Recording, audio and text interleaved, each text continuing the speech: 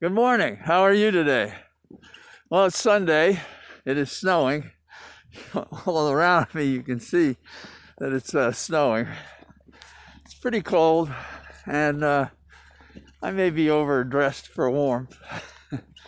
Today, the snow on the ground should give me an ability to walk, but when this turns to ice, can't say what'll happen.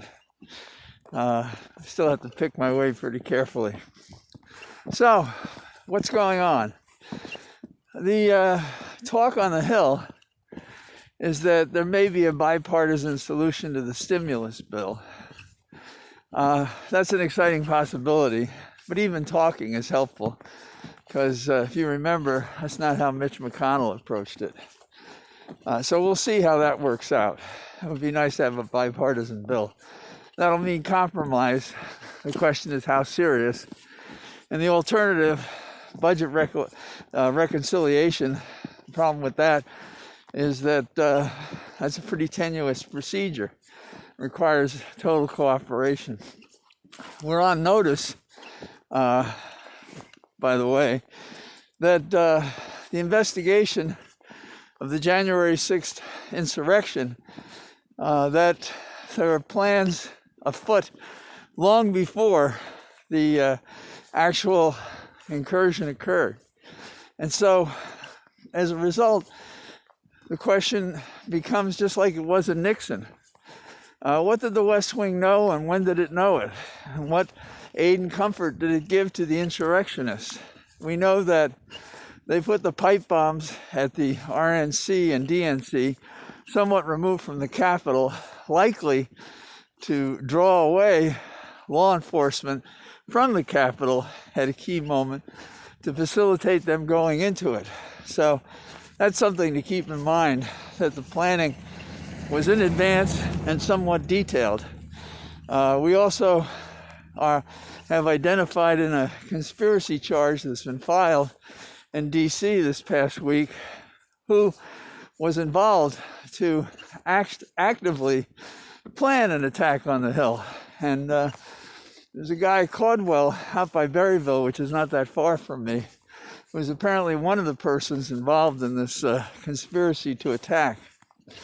Meantime, we have a cowardice in the Republican Party to push back on the insurrectionists. And maybe they're not pushing back because it's exactly what they wanted in a nation where they get an ever-diminishing vote because their policies are exclusively for Wall Street. They lose the ability to have a larger tent to get other people.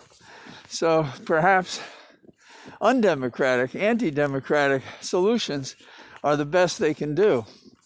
But there's no excuse for Dems being so bashful about seeking ways to govern and enforce the law against these enemies of the people, enemies of the state, enemies of democracy.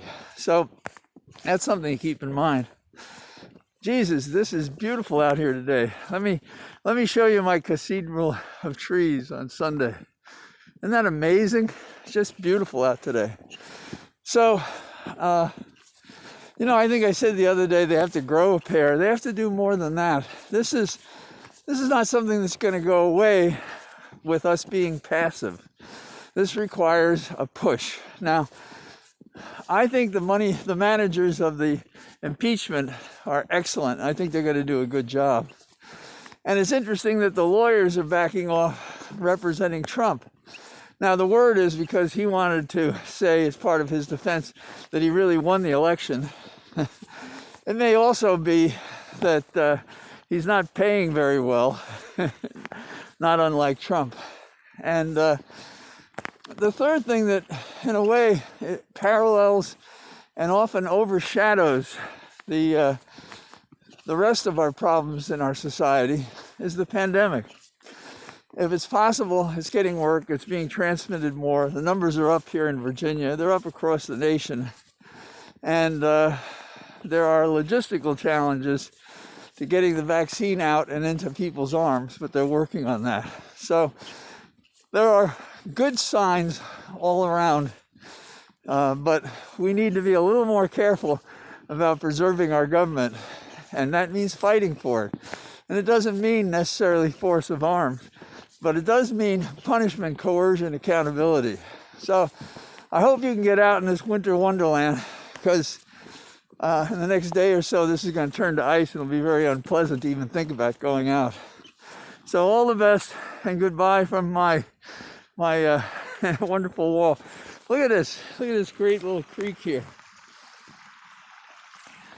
Okay, enough bragging about the out of doors. Talk to you tomorrow. Bye-bye.